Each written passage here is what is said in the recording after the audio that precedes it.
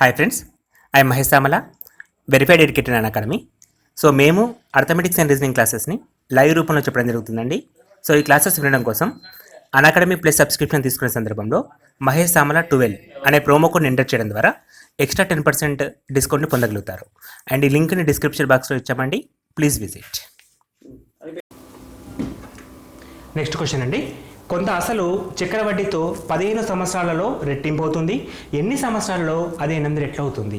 So already మీకు ఇదివరకే చెప్పాను, వడ్డీ అనేది 2 రకాలుగా ఉంటుంది. ఒకటి బార్ వడ్డీ, ఒకటి చక్రవడ్డీ. ఇది 2వ రకం వడ్డీ. చక్రవడ్డీ అంటే మనం కట్టే వడ్డీకి కూడా వడ్డీ కట్టే పద్ధతిని చక్రవడ్డీ అంటాం. అయితే ఇక్కడ మనకి క్వశ్చన్ ఏంటంటే కొంత అసలు అంటే ఎంతనో తెలియదు. సపోజ్ ఒక 100 రూపాయలు తీసుకోండి. ఈ 100 రూపాయలు 15 సంవత్సరాలలో రెట్టింపు అవుతుంది అంటే 200 రూపాయలు అవుతాయి. 100 రూపాయలు కాస్త 15 సంవత్సరాల్లో 200 రూపాయలు అవుతాయి. అయితే ఇప్పుడు మన అమౌంట్ ఎంత? 200 రూపాయలు. మళ్ళీ 15 సంవత్సరాలు తీసుకున్నాం అనుకోండి, ఈ అమౌంట్ ఏమవుతుంది? రెట్టింపు కావాలి అంటే 300 కాదండి, ఇక్కడ ఉండేదానికి 2 టైమ్స్, ఇక్కడ ఉండేదానికి 2 టైమ్స్ 200, ఇక్కడ ఉండేదానికి 2 టైమ్స్ 400 అవుతుంది. సో ఇప్పుడు 30 సంవత్సరాల తర్వాత మన అమౌంట్ 400. సో మనకు ఎన్ని సంవత్సరాలకు అది 8 రెట్లు అవుతుందని అడిగాడు కాబట్టి ఇంకా చేయాల్సిన అవసరం ఉంది. సో ఇప్పుడు మన అమౌంట్ ఎంత? 400 రూపాయలు. మళ్ళీ 15 సంవత్సరాలకు ఇది రెట్టింపు కావాలి అంటే 2 టైమ్స్ కావాలి, విచ్ ఇస్ ఈక్వల్ టు 800 రూపాయలు కావాలి. సో మనం తీసుకొచ్చుకుంది 100, ఇప్పుడు 800 అయింది అంటే ఇంటూ 8 అయింది. 100 ఇంటూ 8 800 అంటే 8 రెట్లు పెరిగింది. 8 రెట్లు పెరగడానికి మనకి ఎన్ని సంవత్సరాలు పట్టింది? 15 + 15 + 15 విచ్ ఇస్ ఈక్వల్ టు 45. 45 సంవత్సరాల సమయం పట్టింది. ఆప్షన్ నెంబర్ 1ని తీసుకుంటాం. ఇక్కడ ఏమైనా ఫార్ములా వాడుతుంటే ఏ ఫార్ములా లేదండి, జనరల్ వచ్చే కొన్ని ఆలోచించి చేయడం. సో మ్యాక్సిమం అండి మనకి ఎక్కువ ఇప్పటివరకు మనకు I = Ptr/100 అనే ఫార్ములా తప్ప ఏది రాలే. అఫ్కోర్స్ అది కూడా లేకుండా ప్రాబ్లమ్ని చేయొచ్చు, బట్ కొద్దిగా కన్ఫ్యూజ్ అవుతాం, డేస్ ఇచ్చాడు కాబట్టి కన్ఫ్యూజ్ అవుతాం, కాబట్టి అది కలుపుతూ చెప్పాను. అండ్ ఇక్కడ నెక్స్ట్ క్వశ్చన్ 16వ క్వశ్చన్ చూడండి. 18 సెంటీమీటర్ల వ్యాసం గల రాగి గోళం నుంచి 4 మిల్లీమీటర్ల వ్యాసం గల తీగ పొడవును ఎంతగా రాయగలము? అయితే ఇప్పుడు 20 క్వశ్చన్స్ ఉంటాయండి మనకి. ఈ 20 క్వశ్చన్స్లో 20 క్వశ్చన్స్ టఫ్ ఉండవు, 20 క్వశ్చన్స్ ఈజీగా ఉండవు. ఒక 15 క్వశ్చన్స్ వరకు ఈజీగా ఉంటాయండి. మిగిలిన 5 క్వశ్చన్స్ కొంచెం ఇబ్బంది పెడతాయి. అందులో 5 క్వశ్చన్స్ రకానికి చెందిన క్వశ్చనే ఇది. ఎందుకంటే ఇక్కడ మనకి కొన్ని ఫార్ములాస్ అవసరం ఉంటాయి. ఇది మనకి క్షేత్రగంధ నుంచి అడుగుతున్న ప్రశ్న. 15 సెంటీమీటర్ల వ్యాసం గల ఒక రాగి గోళం. సో గోళం అనేది ఇచ్చాడు మనకు, దాని నుండి ఒక తీగ రావాలి. యాక్చువల్గా తీగ అనేది ఏ ఆకారంలో ఉంటుందండి? ఇలా ఉంటుంది. సో తీగ అంటే మనకి వ్యాసం ఇచ్చినప్పుడు అంటే మందం గల తీగ, మందమైన తీగ అంటే ఈ విధంగా ఉంటుంది. సో ఇంకా చెప్పాలంటే ఇది ఒక స్తూపం లెక్క ఉంటుందండి, ఇది ఒక స్తూపం లెక్క ఉంటుంది. సో ఇది ఒక స్తూపంగా తీసుకోవచ్చు తీగని. అండ్ మనకి ఇక్కడ గోళం ఇచ్చాడు అంటే ఒక గోళం నుంచి ఎన్ని స్తూపాలను మనం తయారు చేయొచ్చు అనేది ఒక ప్రశ్న. ఇక్కడ డైరెక్ట్గా ఏది అడగడండి, గోళం నుంచి స్తూపాలను తయారు చేయడం. అయితే మొత్తంగా చెప్పాలంటే ఒకే ఒక చిన్న క్లూ అండి, ఈ మొత్తంలో ఘనపరిమాణంలో మార్పు ఉండదు. ఈ మొత్తం గోళంని మొత్తం తీగ లెక్క తయారు చేయాలి, ఎక్కడ కూడా మిస్ చేయమని చెప్పి ఇవ్వలేదు కాబట్టి మొత్తం గోళంని మొత్తం స్తూపం లెక్క తయారు చేయాలంటే రెండింటికి సంబంధించిన ఘనపరిమాణం సమానం. అంటే ఫస్ట్ మనం ఏం తీసుకోవాలి? గోళం ఘనపరిమాణం ఈక్వల్ టు స్తూపం ఘనపరిమాణం. మరి గోళం ఘనపరిమాణం ఫార్ములా ఏంటండి? 4/3 πr³. స్తూపం ఘనపరిమాణం ఫార్ములా πr²h. ఇవి మనకి నోటెడ్ ఉంటే ఒక అడ్వాంటేజ్. ఇది క్షేత్రగంధంలో మనం నేర్చుకుంటాం. ఆ మిగిలిన ఒక మార్క్ ఏదైతే ఉందో 5 మార్కులు ఉన్నాయి కదా ఎక్స్ట్రా, అవి రావాలంటే చదవాలి. అందరూ కూడా 80 వరకు చేస్తారండి, 82 వచ్చిన వాళ్ళకి జాబ్ వస్తుంది. ఆ 2 క్వశ్చన్స్ ఇటువంటివి కాబట్టి ఎక్కువ చదువుకోవాలి. సో వ్యాసం ఇచ్చాడు, ఇక్కడ ఇది వ్యాసార్థం. మనకి వ్యాసం నుంచి వ్యాసార్థం కావాలంటే సగం తీసుకుంటాం, అంటే వ్యాసార్థం ఎంత ఇప్పుడు? 9. సో 4/3 పై గెట్ క్యాన్సల్, మనకు అవసరం లేదు. r³ ఇచ్చాడు కదా, 9 × 9 × 9. అదేవిధంగా r² అంటే సెకండ్, ఇది మిల్లీమీటర్లు అండి, ఇది కూడా వ్యాసమే. సో వ్యాసం కాబట్టి వ్యాసార్థం ఏమవుతుంది? 2 మిల్లీమీటర్లు అవుతాయి. ఇక్కడ ఈ ప్రమాణాలు ఏంటి? సెంటీమీటర్స్. మరి ఆ మిల్లీమీటర్స్ని సెంటీమీటర్స్లోకి కన్వర్ట్ చేస్తే 0.2 సెంటీమీటర్స్ అవుతాయి. ఎందుకంటే 10 మిల్లీమీటర్లు కలిసి ఒక సెంటీమీటర్ కాబట్టి అక్కడ 0.2 తీసుకోవచ్చు. సో ఇక్కడ మనకి 0.2 × h. ఈ హెచ్ఏ మనకు ఆ తీగ పొడవు, ఆ హెచ్ఏ తీగ పొడవు, అది వస్తే సరిపోతుంది. సో కామన్గా ఇక్కడ పాయింట్ తీసేస్తే కింద 10 ఉంటుంది, ఇక్కడ కూడా పాయింట్ తీసేస్తే కింద 10 వస్తుంది. 2 ఎక్కం 2 ఎంట్ల 4 డైరెక్ట్ క్యాన్సల్. 3 ఎక్కం 3 ముళ్ళ 9, 9 9 81, 81 × 3, 81 ముళ్ళ 243, 243 ఇంటూ 100 ఇంటూ 100. ఇవి ఏంటంటే మనకు వచ్చినవి కామన్గా హైట్. ఈ హైట్ అనేది ఏంటిది సెంటీమీటర్లో వచ్చింది, ఎందుకంటే మనం ప్రమాణాలు సెంటీమీటర్లో తీసుకున్నాం. మన ఆప్షన్ చూడండి అన్నీ కూడా మీటర్లో ఉన్నాయి. 1 మీటర్కి 100 సెంటీమీటర్లు అంటే బై 100 చేసామనుకోండి, అప్పుడు అది మీటర్లోకి కన్వర్ట్ అవుతుంది. ఈ 100 క్యాన్సల్, 243 మీటర్స్ అనేది మనకు కావాల్సిన ఆన్సర్ అవుతుంది. మనకు కావాల్సిన ఆన్సర్ అయితే 243 మీటర్స్. అయితే క్వశ్చన్ మొత్తంలో కీలకమైన పాయింట్ ఏంటంటే గోళాన్ని స్తూపంగా కన్వర్ట్ చేస్తాం, లేదా ఒక ఆకారాన్ని ఇంకొక ఆకారంలోకి మార్చినప్పుడు ఈ రెండు ఆకారాలకు సంబంధించిన ఘనపరిమాణం అనేది స్థిరంగా ఉంటుంది. ఇది బేసిక్. ఈ బేసిక్ ద్వారా ఈ క్వశ్చన్ మనం ఆన్సర్ చేస్తాం. అండ్ అదేవిధంగా నెక్స్ట్ ప్రశ్న అండి, 6 + 6 + 6 + 6 డివైడెడ్ బై 6. ఇది నెక్స్ట్ ప్లస్, ఇది డివైడెడ్, మిగిలినవన్నీ ప్లస్లే. ఇక్కడ కూడా ఈ లాస్ట్ ఒకటి డివైడెడ్. 4 + 4 + 4 డివైడెడ్ బై 4 విలువ ఎంత అని అడిగాడు. సో ఇప్పుడు చాలామంది కూడా ఒక మిస్టేక్ ఏం చేస్తారంటే, ఇప్పుడు మనకి 6 + 6 12, 12 + 6 18, 18 + 6 24, 24 by 6, 24 by 6 which is equal to 4 వచ్చేసింది. సో పైన 4 వచ్చింది. కింద కూడా 4 + 4 8, 8 + 4 12, 12 + 4 16, 16 by 4, 16 by 4 which is equal to 6 వస్తుంది. ఇట్లా మిస్టేక్ చేస్తారండి, ఇట్లా మిస్టేక్ చేస్తారు, కానీ అది రాంగ్ ఆన్సర్ అండి. అలా తీసుకోకూడదు. ఎందుకు తీసుకోకూడదు ఇప్పుడు నేను చెప్తాను చూడండి. ఎందుకు అంటే, సో 16 బై 4 అంటే ఎంత అండి 4 కదా. సో చిన్న చిన్న మిస్టేక్స్ అయితే ఉంటాయి, ఇక్కడ 4 అండి. కానీ ఇది రాంగ్ ప్రాసెస్. ఎందుకంటే ఇక్కడ BODMAS rule, bracket of division, multiplication, addition, subtraction అనే పద్ధతిని మనం వాడాలి.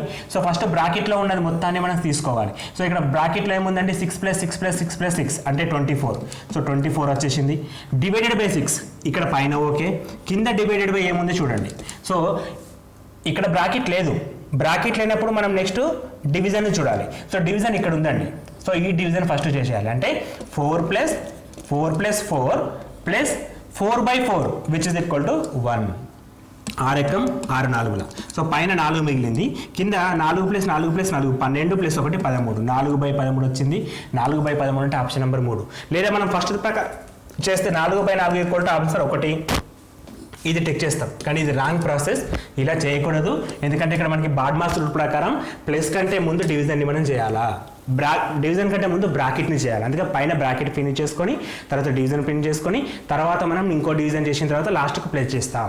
సో రూల్స్ అనేటివి ఇంపార్టెంట్ అండి. అంటే మనం ఎలా చేయాలనే పద్ధతి మనకు తెలవాలి.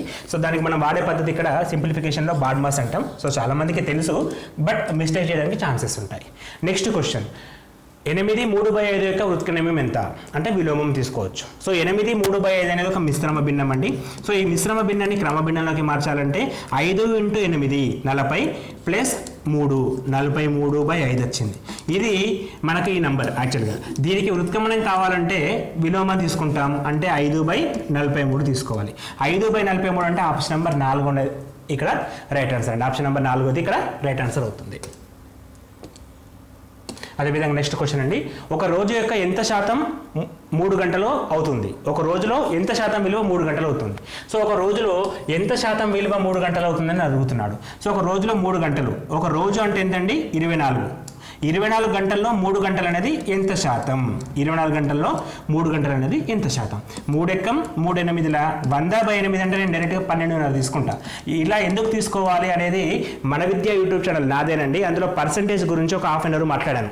సో 100/8 12.5, 100/6 16/2/3, 100/7 14/2/7 అవన్నీ కూడా ఎక్స్ప్లెయిన్ చేయడం జరిగిందండి. వాటిని చూడండి, మీకు 100% వెళ్ళిపోతాయి.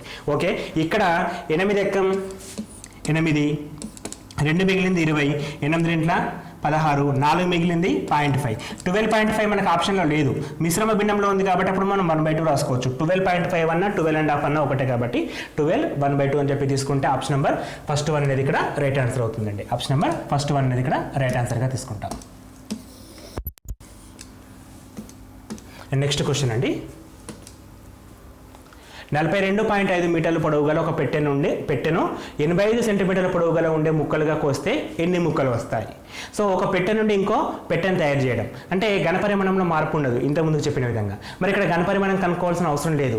ఒక పెద్ద భాగం నుంచి చిన్న భాగాలు ఎన్ని తయారవుతాయి అంటే పెద్ద భాగంపై చిన్న భాగం చేస్తే సరిపోతుంది. మరి పెద్ద భాగం ఎంత అండి? 42.5 మీటర్లు. చిన్న భాగం ఎంత? 85 సెంటీమీటర్లు. ప్రమాణాలు ఈక్వల్గా ఉండాలి కాబట్టి ఈ మీటర్లను సెంటీమీటర్లకి మారిస్తే 1 మీటర్ ఈక్వల్ టు 100 సెంటీమీటర్లు, 42.5 మీటర్లు equal to 42.5 into 100 centimetres. So which is equal to point positions 2 జాగాలు జరిగితే 42 50. సో ఇప్పుడు మనకు కావాల్సిన ముక్కలు అంటే by 85. So first of all 85 కదా. సో 85 ఎక్కం 85 400 5 5 25. చాలా సింపుల్ అండి కొట్టేయడం కూడా. పక్కపొంటి 0. 50 ముక్కలు రెడీ అవుతాయి. ఆప్షన్ నెంబర్ 4th వన్ ఇక్కడ రైట్ ఆన్సర్ అవుతుంది. ఆప్షన్ నెంబర్ 4th వన్ అనేది ఇక్కడ రైట్ ఆన్సర్ అవుతుందండి. అదేవిధంగా నెక్స్ట్ ప్రశ్న. సో ఇక్కడ ఒక స్లైడ్ తీసుకున్నామండి. ఇంతకుముందు చెప్పిన విధంగా ఆంధ్రప్రదేశ్ గ్రామ సచివాలయం గురించి 4 గ్రాండ్ టెస్టులు కండక్ట్ చేస్తున్నామండి. ఇవి ఖచ్చితంగా మీ ప్రిపరేషన్కి వెళ్ళిపోతాయి, నేను 100% చెప్తున్నానండి. ఇక్కడ మనకి ఎక్స్పర్ట్స్తో తయారు చేసిన పేపర్ ఉంది, అన్ని రకాల క్వశ్చన్స్ ఉంటాయి. ఎగ్జామ్కి వెళ్ళే ముంగట ఖచ్చితంగా రాయాల్సిన ఎగ్జామ్స్ అండి ఇవన్నీ. సో ఇట్లా మనం రాస్తే రేపు ఎగ్జామ్లో చేసే మిస్టేక్స్ ఇప్పుడు చేస్తాం జనరల్గా, వాటిని ఓవర్కమ్ చేసుకుని రేపు ఎగ్జామ్లో ఆ మిస్టేక్స్ మనం చెయ్యం. సో ఈ ప్రాబ్లమ్స్ పోగొట్టుకోవడం కోసం 4 మోడల్ పేపర్స్ కేవలం 49 రూపాయలకి ఇస్తున్నామండి. కేవలం 49 రూపాయలకి ఇస్తున్నాం కాబట్టి ఒక్కసారి ఈ ఎగ్జామ్స్ బై చేసి రాయండి. మీ ప్రిపరేషన్కి 100% హెల్ప్ కావడం జరుగుతాయి. అండ్ నెక్స్ట్ క్వశ్చన్ సూచన 11 నుంచి 12 ఈ క్రింది ప్రశ్నలో ప్రశ్నార్థకంలో రావాల్సిన సంఖ్య ఏది? సో 11వ ప్రశ్న 7 9 11 21 క్వశ్చన్ మార్క్ అంటే క్వశ్చన్ మార్క్ ప్లేస్లో ఏది వస్తుంది? కామన్గా వీటిని మనం ఏమంటామంటే సిరీస్ అంటాం. సో ఈ సిరీస్లో క్వశ్చన్ మార్క్ ఎక్కడ ఉందో చూడండి, లాస్ట్కు ఉంది. ఈ పొజిషన్లో వచ్చే నెంబర్ ఏంటంటే ముందు ఉండే రిలేషన్ ఏంటో చూడండి. 7 9 13 21 నెక్స్ట్ క్వశ్చన్ మార్క్ ఉంది.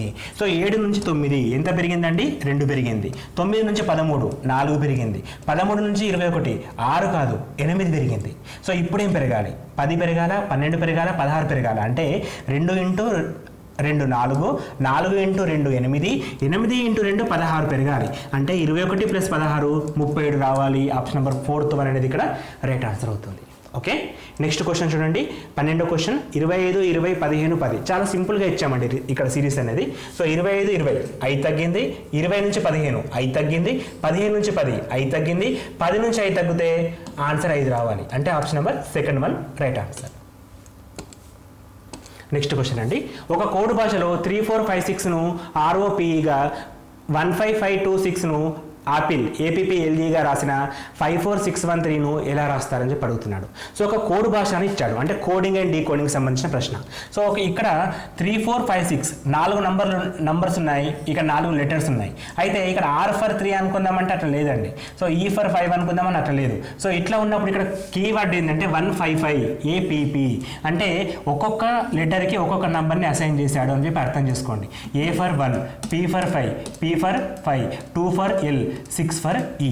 సో 6 for E ఇక్కడ కూడా చూడండి, 6 for E, 5 for P అంటే 5కు P గాను 6ని E గాను. సో అట్లా ఒక్కొక్క లెటర్ని ఒక్కొక్క నంబర్ తోటి అసైన్ చేయడం జరిగింది. ఇప్పుడు మనకు అడుగుతుంది 54631. మరి 5 అంటే ఎంత అండి? ఇప్పుడు P. సో P తోటి స్టార్ట్ కావాలి. 4 అండి, 4 అంటే O సెకండ్ వన్, PO తోటి స్టార్ట్ కావాలి మన క్వశ్చన్ ఆన్సర్ అనేది. సో మన ఆన్సర్లో PO తోటి స్టార్ట్ అయ్యేది చూడండి, ఓన్లీ థర్డ్ వన్ మాత్రమే, ఇది రైట్ ఆన్సర్ అవుతుంది. ఈవెన్ మొత్తం కూడా వెరిఫై చేసుకోండి. 6 ఫర్ అంటే E అండి. Next 1 for A and 3 for R. POEAR option number third one right answer. ఓకేనా అండి, ఇది కోడింగ్ అండ్ డీకోడింగ్ సంబంధించిన ప్రశ్న. మరి నెక్స్ట్ ప్రశ్న, A కన్నా B ఎక్కువ సంపాదిస్తాడు కానీ C కన్నా తక్కువ సంపాదిస్తాడు.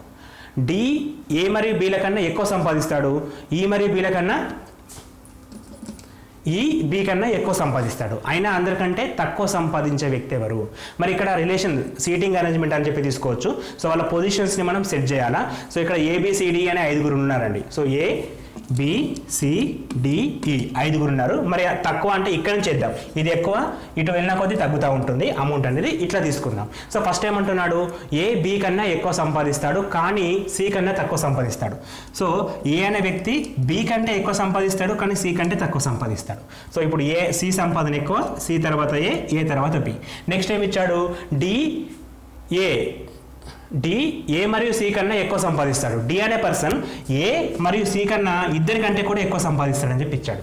అయితే ఈ బి కన్నా ఎక్కువ సంపాదిస్తాడు. సో ఈ అనే పర్సన్ ఎవరైతే ఉన్నారో బి కన్నా ఎక్కువ సంపాదిస్తాడు. మరి ఇక్కడనా ఆయన అందరికంటే ఎక్కువ అనేది చెప్పలేదు. ఈవెన్ ఏదైనా కూడా బి కంటే ఎక్కువ.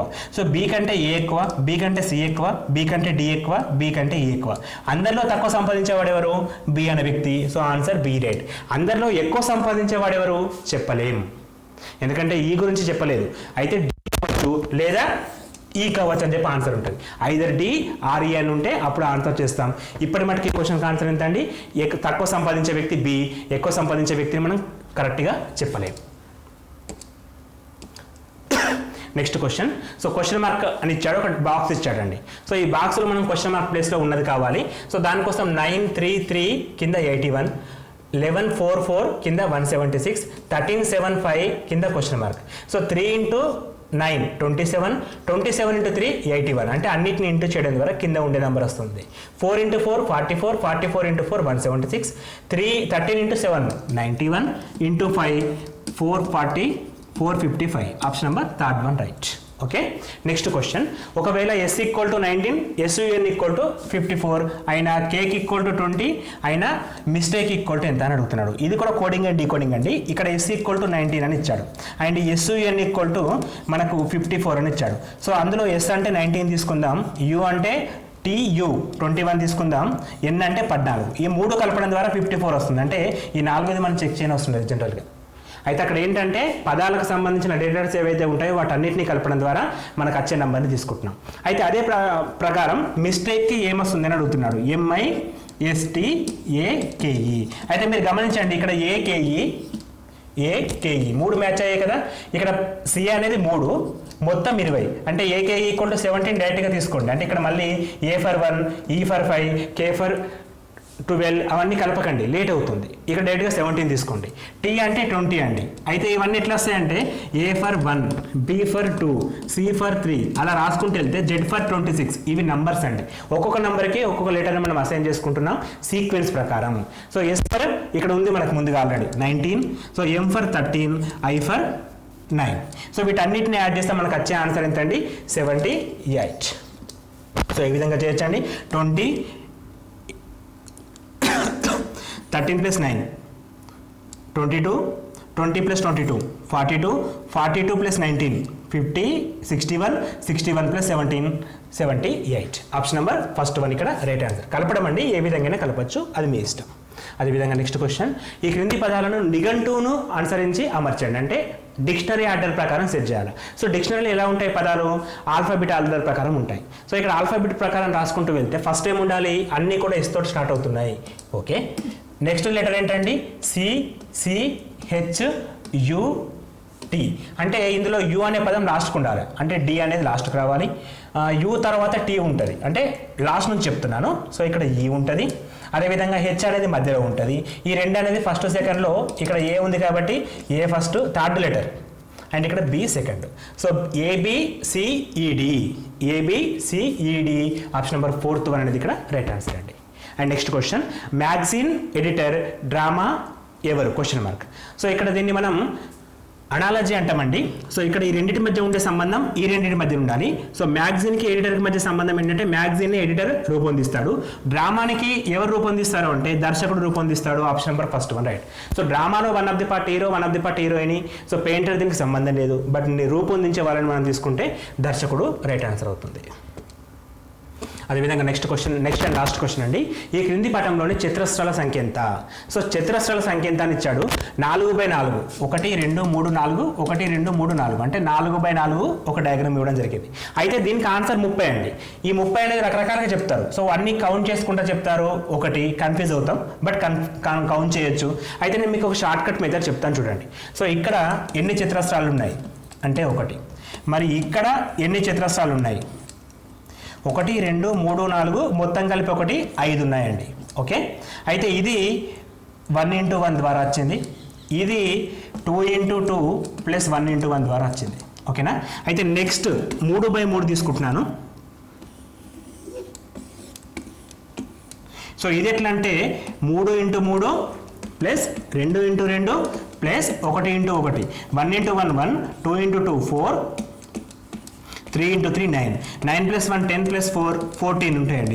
ఇందులో 14 ఉంటాయి. అయితే ఈ ప్రాసెస్ ఏంటంటే మనకి ఎన్ని రోస్ ఉన్నాయి ఎన్ని కాలమ్స్ ఉన్నాయి తీసుకోవాలి. సో అట్లా ఇక్కడ మనకి 4/4 కదా, 4 into 4 plus 3 into 3 plus 2 into 2 plus 1 into 1. ఇక్కడ 4 ఇంటూ 4 అంటే 16, 3 ఇంటూ 3 అంటే 9, ఇక్కడ 4 ఇక్కడ 1. So 14 plus 16 30. సో ఆన్సర్ ఎంత అండి? 30 చతురస్రాలు ఉంటాయి. అయితే కొంతమందికి దీర్ఘ చతురస్రాల రూపంలో ఇస్తే ఎట్లా అని చెప్పి ఉంటుంది. సో దాన్ని కూడా మన విద్యా క్లాస్లో ఎక్స్ప్లెయిన్ చేశామండి. సో అది ఎలా చేస్తామనేది కూడా బ్రీఫ్గా మీకు చెప్తాను. సో ఎందుకంటే ఈ క్వశ్చన్స్ మనకు అడగడానికి ఎక్కువ ఛాన్స్ ఉంటుంది. For example